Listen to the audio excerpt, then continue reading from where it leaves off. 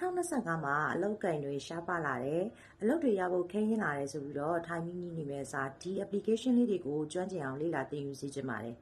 အဲ့ဒီ application လေးတွေကနံပါတ်1 Canva application မှာဒီ logo တွေ slide show တွေ presentation တွေနဲ့ documents ရုံးပိုင်းဆိုင်ရာနဲ့ပတ်သက်တဲ့ documents တွေလုပ်ဖို့အတွက် ready made template လေးတွေအများကြီးရှိတယ်ပြီးလို့ရှိရင် YouTube နဲ့ပတ်သက်တဲ့ဒီ tab လေးတွေ Facebook နဲ့ပတ်သက်တဲ့ photo တွေ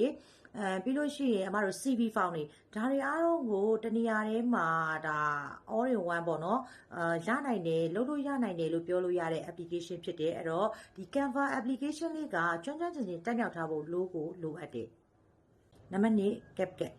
ကဲ social media ပေါ်မှာဘယ်နေရာမှာကြည့်လိုက် short video တွေတအားခေတ်စားနေတဲ့အချိန်မှာ CapCut ကတက်ကိုတက်ထားရမယ်ဒါ application တစ်ခုဖြစ်တယ်ကိုကကျွမ်းကျွမ်းလုပ်တတ်ဖို့လို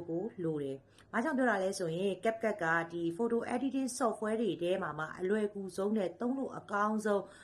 user တွေ used to အဖြစ်ဆုံးလို့ပြောလို့ရမယ်ဒီ application တစ်ခုဖြစ်တဲ့အတွက်အမတို့ဒါသုံးတဲ့ video တွေနဲ့ပတ်သက်လာလို့ရှိရင်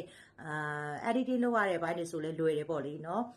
ဗီဒီယိုတွေနဲ့ပတ်သက်လာလို့ရှိရင် editing လုပ်ရတဲ့ဘိုင်းဒီမှာ CapCut ကတာမန် application လေးတွေထွက်ကိုပို့ပြီးတော့လွယ်ကူတယ်သုံးလို့လည်းအဆင်ပြေတယ်ပေါ့လေနော်အဲ့ဒါကြောင့်မလို့ဒီ CapCut application ကတက်ကိုတက်ထားရမယ် application တစ်ခုဖြစ်တယ်နောက်တစ်ခု ChatGPTဒါ OpenAI ကနေပြီးတော့ develop လုပ်လိုက်တဲ့ဒီ ChatGPT ဆိုတဲ့ဒီ platform တစ်ခုပေါ့နော်ဒါကလည်းဒါ Android မှာဆိုရင် application တစ်ခုအနေနဲ့လည်းသုံးလို့ရပါတယ်ဒီ ChatGPT ကဘာတွေလုပ်ပေးနိုင်လဲဆိုလို့ရှိရင်ပါဇက်နဲ့စေခိုင်းလို့ရတဲ့အရာမှန်သမျှကိုသူလုပ်ပေးနိုင်တယ်အကြံဉာဏ်တောင်းတာတွေပဲဖြစ်ဖြစ်ဒီ content တွေရေးခိုင်းတာပဲဖြစ်ဖြစ် email တွေပို့ခိုင်းတာပဲဖြစ်ဖြစ်ကိုယ့်ရဲ့ digital assistant တယောက်လိုမျိုးရှိနေပေးမဲ့အရာဟာ ChatGPT ပါ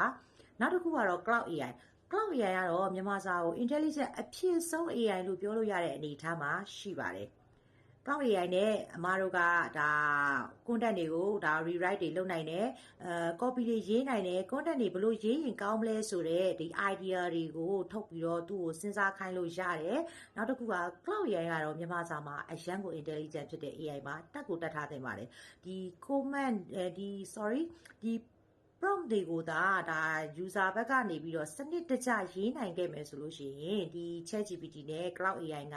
အရန်ကိုအသုံးဝင်ပြီးတော့မိမိရဲ့နေ့စဉ်ဘဝမှာ digital assistant တယောက်အနေနဲ့ပါဝင်လာမဲ့ application တွေပါ